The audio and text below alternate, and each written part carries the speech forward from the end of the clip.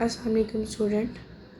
आज का जो हमारा सब्जेक्ट का टॉपिक है, फंडामेंटल ऑफ नर्सिंग का जो टॉपिक है वो हमारा है कम्युनिकेशन। कम्युनिकेशन क्या होता है?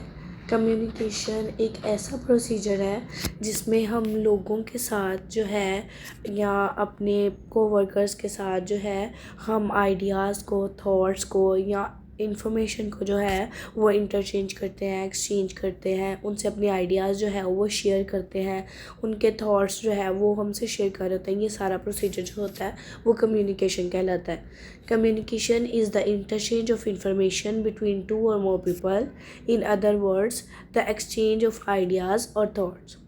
कम्युनिकेशन प्रोसेस में कम्युनिकेशन में जो है वो कुछ स्टेप्स हैं जिनको फॉलो करते हुए जो है हम कम्युनिकेट करते हैं किसी से, जिसमें से फर्स्ट स्टेप स्टिमुलस है, then sender, message, channel, receiver and feedback.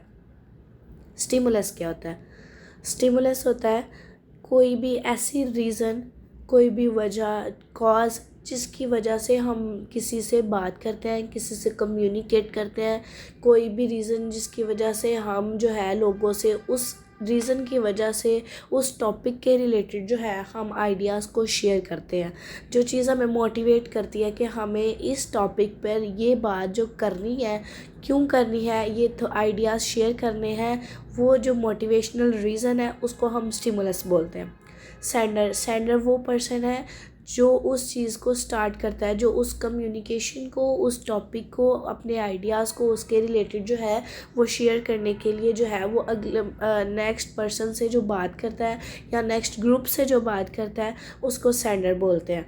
Message वो है जो उस सेंडर ने जो है वो अपने आइडियाज़ जो है वो उसके मैसेजेस हैं, जो उसकी थॉट्स हैं, जो उसने इंफॉर्मेशन एक्सचेंज करनी है, उसको हम मैसेज कहते हैं। एंड चैनल क्या है? चैनल वो है जिसके थ्रू वो अपने आइडियाज़ जो है वो शेयर कर रहा है, मतलब वो वर्बली शेयर कर रहा है, वो जो है इलेक्ट्रॉनिक मीडिया के थ्रू जो है वो शेयर कर रहा है, वो जो है वो उसका चैनल ऑफ डिलीवरी है कि वो किस तरीके से जो है वो अपनी बात, कम्युनिकेशन जो है वो दूसरों से कर रहा है। एंड रिसीवर जिससे नेक्स्ट पर्सन जो है वो सुन रहा है, उसको वो रिसीव कर रहा है, वो उसके आइडियाज़ को, उसके थॉट्स को, उस इंफॉर्मेशन को रिसीव कर रहा है, उसको रिसीवर कहते हैं।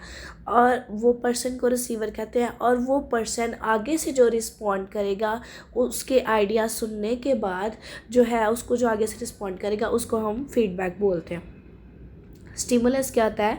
The motivator that induces to individuals to communicate is called a stimulus. कौन सी वजह है जिसकी वजह से दो लोग जो आपस में बात कर रहे हैं, जो उनको दो लोगों को आपस में बात करने के लिए मोटिवेट कर रहे हैं, उसको हम स्टिमुलस बोलते हैं। फॉर एग्जांपल डिज़ीज़ जो है वो स्टिमुलस है। रिलेशनशिप क्या? Between nurse and a patient. The disease will be a stimulus that induces a nurse to communicate with client. या एक टॉपिक जो है और एजुकेशन जो है, जो वो स्टिमुलस है एक स्टूडेंट और टीचर के दरमियान कम्युनिकेशन की। और education will be a stimulus of communication between student and teacher. Next आ जाता है sender. The sender is a person or group who wishes to convey a message to another, can be called as the source encoder. ये source को encode कर रहा होता है, ये उनको एक्सप्लेन कर रहा होता है। इनकोडिंग वो है कि वो उसने स्पेसिफिक जो है वो मैसेज पकड़ा, स्पेसिफिक टॉपिक पर जो है वो मैसेज है जो उसने कन्वे करना है, उसमें जो लैंग्वेज और वर्ड्स जो है वो जो चूज़ कर रहा होता है उसको एनकोडिंग कहते हैं। Encoding involves the selection of specific science और symbols to transmit the message, such as which language and words to be used in the communication process. Message क्या है? ये एक थर्ड कंपोनेंट है कम्युनिकेशन प्रोसेस का। Message जो है कि वो आइदर वो लिख के डिलीवर कर रहा है, वो बोल के डिलीवर कर रहा है, या उसकी बॉडी लैंग्वेज, उसके एक्सप्रेशंस वो जो डिलीवर कर रहे हैं, दूसरों को समझा रहे हैं, अपने आइडियाज़ को शेयर कर रहे हैं, कम्युनिकेट कर रहे हैं किसी से। ये कम्युनिकेशन प्रोसेस का ये एक बहुत इंपॉर्टेंट कंपोनेंट है। The third component of the communication process is the message itself. What is actually said और रिटन, कि वो कह क्या रहा है, वो किस टॉपिक पे कह रहा है, वो क्यों कह रहा है, उसको किस चीज़ ने स्टिमुलेट किया है कि वो इस टॉपिक को एनकोड करते हुए जो मैसेज है वो डिलीवर करे। The body language that accompanies the words and how the message is transmit. Channel ये एक मीडियम है जो सेंडर और रिसीवर के दरमियान जो है वो कनेक्शन है उसको चैनल कह रहे हैं हम। Channel, the medium use to convey the message is called channel and it's can target any of the receiver senses. अब अगर वो लिख के जो है वो अपना मैसेज को ही कन्वे कर रहा है, सेंडर जो है वो लिख के मैसेज डिलीवर कर रहा है, तो रिसीवर जो है वो अपनी जो है आई साइड देख कर जो है वो उसको सेंस कर रहा है। अगर वो बोल के कर रहा है तो वो सुनकर अगर वो बोल के जो है वो कम्युनिकेट कर रहा है, अपने आइडियाज़ को शेयर कर रहा है सेंडर, तो रिसीवर जो है वो सुनकर उसको जो है वो decode कर रहा है। The medium use to convey the message is called channel and it's can target any of the receiver senses. It is important for the channel to be appropriate for the message so that receiver can receive it properly in a way you want. Next है sender ने क्या किया, किसी भी चीज़ ने, किसी भी reason ने एक पर्सन को मोटिवेट किया, एक ग्रुप को मोटिवेट किया कि वो क्या करे, वो एक मैसेज कन्वे करे। अब मैसेज का वो चाहे ग्रुप को मैसेज कन्वे करना हो या एक पर्सन को मैसेज कन्वे करना हो, उसने क्या किया, उसको स्टिमुलेशन मिली, उसने मैसेज को एनकोड किया बॉडी लैंग्वेज के अकॉर्डिंग और जो भी उसने सोर्स या चैनल रख रहा था उसके अकॉर्डिंग, और मैसेज को एनकोड करते हुए जो है वो सेंड किया थ्रू चैनल। उसके बाद रिसीवर ने उस मैसेज को रिसीव किया और डीकोड किया, मतलब उसने उस मैसेज को सुना और समझा। The receiver is the fifth component of the communication process which is the listener who must listen keenly observe and understand what a sender is. कि जो सुनाने वाला है वो क्या सुना रहा है और उसने उसको ऑब्ज़र्व किया, उसको अच्छे से सुना, और ये पर्सन जो होता है वो उसके मैसेज को डी कोड करता है। उसने एनकोड किया मैसेज, इसने डी कोड किया मैसेज, इसने उसको समझा। और उसके बाद है फीडबैक, जिसमें रिसीवर जो है वो उसको रिटर्निंग मैसेज दे रहा है, वो उसको उसके आगे से रिस्पॉन्स कर रहा है। The feedback is the last component of communication process. It is the message that receiver returns to the sender in response of previous message that show that the receiver has interpreted the message. कि उसने उसके message को सुना है, समझा है, और समझने के बाद उसने उसका रिस्पॉन्स जो है वो ये किया। उसके बाद आ जाता है वेज ऑफ कम्युनिकेशन, कम्युनिकेशन करने के तरीके। वर्बल कम्युनिकेशन के अंदर कुछ चीज़ों का हमने ख्याल रखना होता है, बोलते हुए ख्याल रखना होता है कि जो हम बात कर रहे हैं वो अगले बंदे को क्लियर हो, उसको समझ आनी चाहिए, उसकी लैंग्वेज में जो है हमने उसको समझाना है, उसको क्लियर करना है, क्लैरिटी से बात करनी है, उस वक़्त के अकॉर्डिंग बात करनी है कि जिस टाइम की डिमांड है कि उस टाइम पर उससे जो है नेक्स्ट पर्सन से है जो बात की जाए उस टाइम के अकॉर्डिंग बात करनी है। Related to topic and related to situation जो है हमने उस नेक्स्ट पर्सन से या नेक्स्ट ग्रुप से जो है वो कम्युनिकेट करना है। और वर्बल कम्युनिकेशन में जो चीज़ें आती हैं, हमने पेस एंड इनोटेशन मतलब इंटोनेशन मतलब तहम्मुल से बात करनी है, आराम से बात करनी है कि अगला बंदा जो है वो समझे, तलख लहजे में नहीं बात करनी, टोन जो है वो नॉर्मल रखनी है, काइंड रखनी है, आजी वाली रखनी है, सिंप्लिसिटी होनी चाहिए वर्बल कम्युनिकेशन में कि अगला बंदा समझ सके, क्लियरिटी होनी चाहिए, ब्राविटी होनी चाहिए, टाइमिंग एंड रेलिवेंटेड होनी चाहिए, अडेप्टेबिलिटी होनी चाहिए, क्रेडिबिलिटी होनी चाहिए, उस टाइम के अकॉर्डिंग ह्यूमन होना चाहिए। अब नॉन वर्बल कम्युनिकेशन के अंदर एक बात कर रहे होते हैं और एक होता है नॉन वर्बल कम्युनिकेशन, कि जब आप बात कर रहे हो तो आपकी बॉडी लैंग्वेज, आपके फेशियल एक्सप्रेशंस, आपका पोस्चर जो है वो आपका जो ओवरऑल एक्सपीरियंस है अपीयरेंस है वो बिल्कुल ऐसे होना चाहिए कि अगला जो है वो आपकी बात को समझे। नॉन वर्बल कम्युनिकेशन में हम जो ऑब्ज़र्व करते हैं वो पर्सनल अपीयरेंस देखते हैं कि अगले बंदा जो है वो किस तरीके से जो हमें यहाँ एक्सप्लेन कर रहा है, पोस्चर एंड गेट देखते हैं, उसके बात करने का तरीका देखते हैं, उसके फेशियल एक्सप्रेशंस देखते हैं, उसके मतलब वो तलख है, नॉर्मल है, बिल्कुल जो है वो ह्यूमर वाला पर्सन है, और उसके गेस्चर्स देखते हैं कि वो किस तरीके से जो है वो एक्सप्लेन कर रहा है, वो किस तरीके से जो है वो इशारों से जो है वो समझा रहा है। उसके बाद है characteristics of the effective verbal communication, जो हमने पहले पढ़ा था कि ये एक अच्छे तरीके से जो वर्बल कम्युनिकेशन की जो करैक्टरिस्टिक्स है वो कौन कौन सी है। पेस एंड इंटोनेशन, जिसके अंदर मैनर, बात करने का तरीका क्या है, रेट, मतलब वो कितनी स्पीड से बात कर रहा है, उसका रिदम क्या है, वो कितनी उसकी टोन क्या है, वो कितना ऊंची बोल रहा है, कितना आराम से बोल रहा है, उसकी सिंप्लिसिटी कि उसने ऐसे हमें ऐसे नॉर्मल वर्ड्स बोलना चाहिए जो अगले बंदे को समझ आ सके, उस पर्सन को उसकी लैंग्वेज में उसके लिए जो क्लियरली जो उसको समझ आए, हमें वो वर्ड्स यूज़ करने हैं वर्ब इफ़ेक्टिव कम्युनिकेशन के लिए। क्लैरिटी और ब्रेविटी होनी चाहिए कि वो प्रिसाइजली कह रहा है और कुछ जो मतलब वर्ड बात को खींच नहीं रहा, ऐसे बात को करनी है इफ़ेक्टिव कम्युनिकेशन के लिए कि अगला बंदा जो है वो मुख्तसरन चीज़ को समझ भी ले और उसके लिए ईजी भी रहे। टाइमिंग जो है वो अप्रोप्रिएट होनी चाहिए। अडेप्टेबल स्पोकन वर्ड जो है वो मॉडिफाइबल होनी चाहिए। बिहेवियरल जो है वो स्टेबिलिटी होनी चाहिए, क्रेडिबिलिटी होनी चाहिए कि हम जो भी आपको गाइड कर रहा है या जो भी आपको एक्सप्लेन कर रहा है या आप जिससे बात कर रहे हो, जिसके साथ आपका कम्युनिकेशन प्रोसेस है, उसको कम्युनिकेशन को इफ़ेक्टिव बनाने के लिए उसको ऑनेस्टली जो है आपने एक्सप्लेन करना है। ह्यूमर कैन बी पॉजिटिव और पावरफुल टूल होता है जो नर्सिस और पेशेंट के दरमियान जो है ये एक पावरफुल टूल है जिसके अंदर हम पेशेंट को जो है सब कुछ जो है वो एक्सप्लेन करते हैं।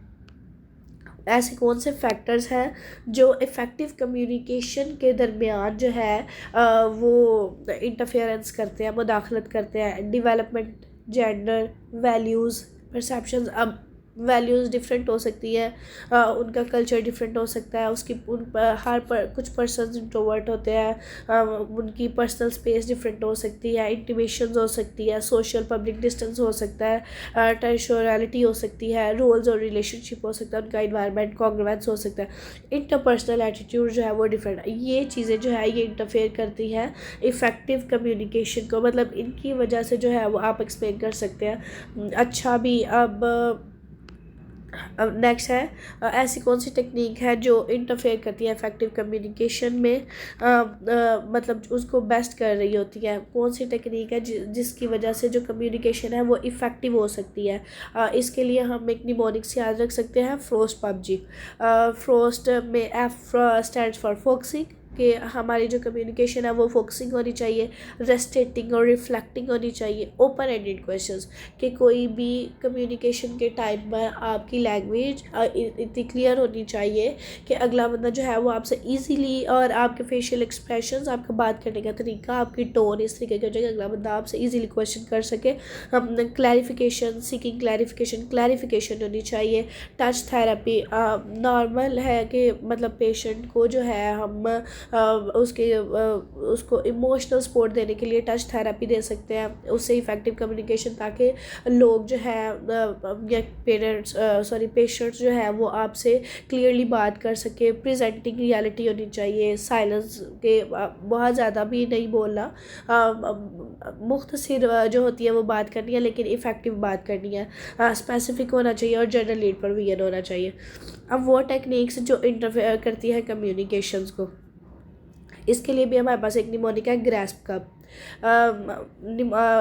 ग्रैस्प मतलब गिविंग कॉमन एडवाइस, रिजेक्टिंग है, एग्री कर रहे हैं, डिसएग्री कर रहे हैं, स्टेरियोटाइपिंग है, जजमेंट पास कर रहे हैं, चैलेंजिंग है या अनवांटेड रीअश्योरेंस है। अब फोकसिंग के अंदर क्या है कि आपने जो है मतलब कम्युनिकेशन के दौरान जो है वो नेक्स्ट पर्सन को या नेक्स्ट ग्रुप को जो है वो हेल्प करनी है कि वो एक्चुअल में, बिकॉज कि हम ये पढ़ रहे हैं रिलेटेड टू हेल्थ, तो हम कहेंगे कि हमने अपने पेशेंट्स को हेल्प करनी है कि वो अपनी हेल्थ के ऊपर जो है ना, हेल्थ को इम्पोर्टेंस दे, उसके ऊपर जो है वो फोकस करें। अब इसकी एग्जांपल में आ जाता है कि पेशेंट हमें कहता है कि माय वाइफ से she will look after me but I can see that my children always follow और फॉर होमवर्क फॉर फूड।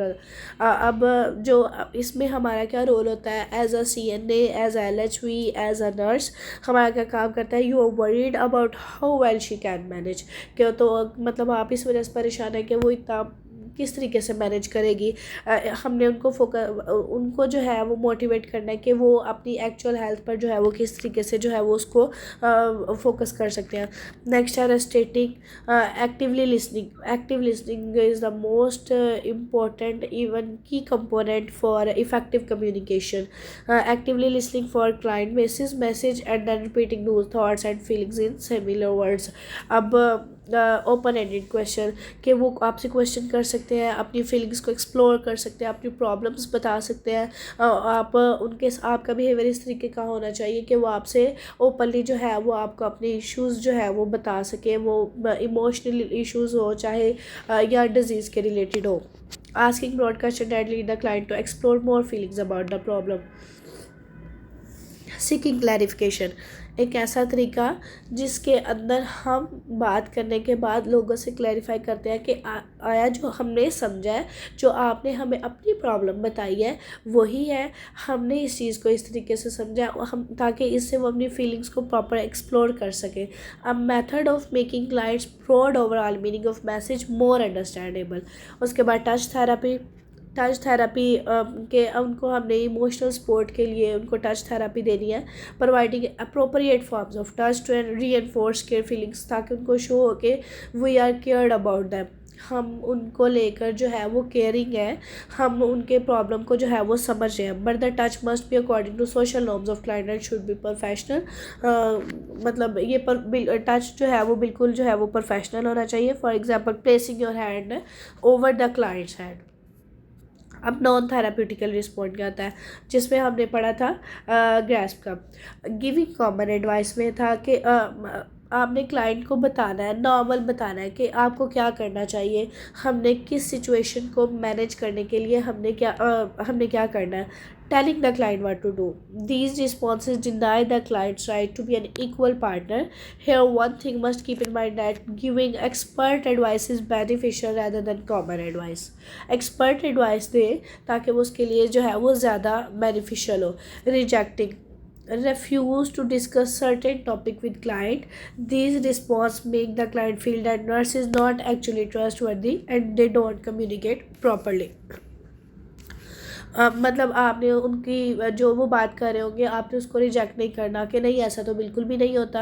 आपने उनकी बात को प्रॉपर जो है वो रिस्पॉन्ड करना है ताकि उनको फील हो कि वो हमारी प्रॉब्लम को जो है समझ रही है, स्टाफ जो है वो हमारी प्रॉब्लम को समझ रही है, तो हम उसके साथ जो है वो अपनी इस तरीके से अपनी फीलिंग्स को ज़्यादा एक्सप्लोर करेंगे। लेकिन अगर हम उन्हें रिजेक्ट करेंगे, हम ये कहेंगे कि नहीं हमने तो इस टॉपिक पर बात नहीं सुनी, ये बात तो आप डॉक्टर से जाके करें, ये बात आप अपनी फैमिली से जाके करें, तो ये जो बिहेवियर है इस तरीके का नहीं रखना। एग्रीइंग और disagreeing. Immediate agreeing or disagreeing of the nurse make the client defensive about his point of thinking. फौरी तौर पर जो है उसको आगे से रिस्पॉन्स करना है, हाँ ये बात ठीक है, इस पे आप ठीक कह रहे हैं, नहीं इसमें थोड़ी सी चेंजिंग्स हो सकती हैं, वो डॉक्टर भी अच्छी है, हम उससे भी करवा सकते हैं, आप प्लीज़ उससे चेक करवा लें, वो भी ठीक है। आप उनको एक्सप्लेन कर सकते हैं, उसको एग्री कर सकते हैं, उसको डिज़ाइन। कुछ लोग होते हैं वो कहते हैं कि हम सिर्फ ट्रीटमेंट लेंगे तो इसी डॉक्टर से, बाकी कोई डॉक्टर अच्छा नहीं है। तो आपने उनकी बात से डिसएग्री इस तरीके से करना है कि उनको कहना है कि नहीं वो भी अच्छे हैं डॉक्टर, आप उनसे भी करवा सकते हैं, और वो सब डॉक्टर्स को अच्छे से चेक करते हैं। ये उनको इमीडिएट एग्री करना, लेकिन एग्री और डिसएग्री करना, लेकिन प्रोफेशनल वे में।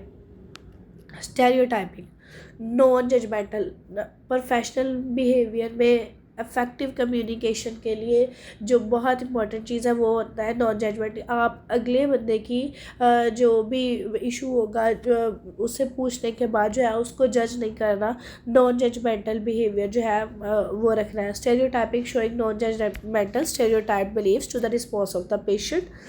प्रॉबिंग पेशेंट से डायरेक्ट पर्सनल इंफॉर्मेशन के रिलेटेड नहीं, उनके इश्यूज़ के रिलेटेड जो है वो पूछना है। Asking for personal information curiously rather than questioning for the purpose of the therapeutic communication.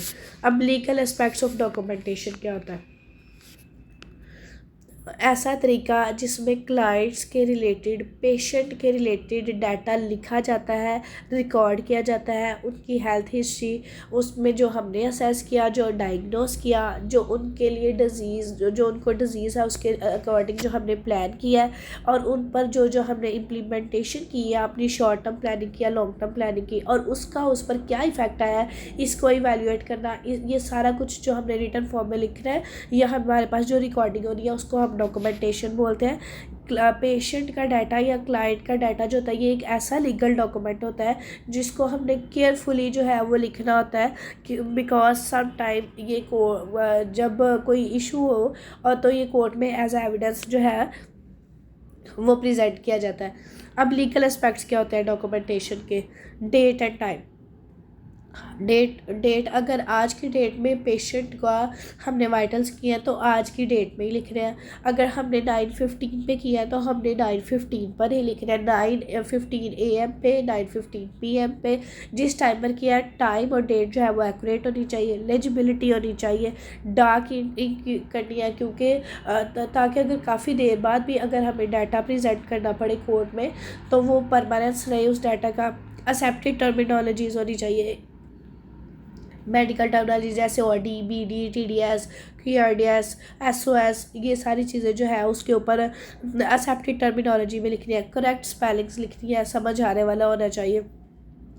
Her recording के बाद मतलब आपने जब भी वाइटल्स किए पेशेंट को, जब भी मेडिकेशन दी है, जिस टाइम पर भी दी है, उसके साथ जो है वो मस्ट जो है वहाँ पर साइन करने हैं विद डेजिग्नेशंस, और क्लाइंट इन्फॉर्मेशन जो है वो बिल्कुल एक्यूरेट होनी चाहिए, पेशेंट की इन्फॉर्मेशन, और डॉक्यूमेंट जो है मतलब आपने सीक्वेंसली करना है। मतलब अगर आपने 9 बजे पहले वाइटल्स किए, फिर आपने 10 बजे किए, फिर आपने 11 बजे किए, तो आपने बिल्कुल उनको एक अलाइनमेंट में लिखना है। ये नहीं करना कि 9 के बाद ऊपर वाली साइड पे जाके 10 पे लिख दो, फिर नेक्स्ट पेज पे जाके 11 का लिख दो, और बैक पेज पे आके दोबारा 12 बजे का लिख दो। बल्कि अलाइनमेंट के अंदर जो है वो एक सीक्वेंस के साथ जो है वो डॉक्यूमेंटेशन करनी है, कंप्लीट करनी है और कॉन्शियसनेस में करनी है। ये हमारे लीगल एस्पेक्ट्स ऑफ डॉक्यूमेंटेशन थे।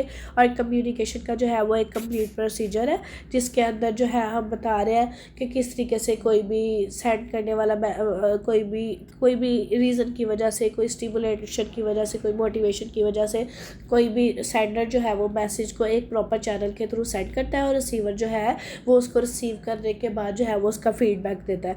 और उसके बाद जो हमारा नेक्स्ट टॉपिक था वो था डॉक्यूमेंटेशंस का और कम्युनिकेशंस के रिलेटेड सारा। Thank you so much. अल्लाह हाफिज़।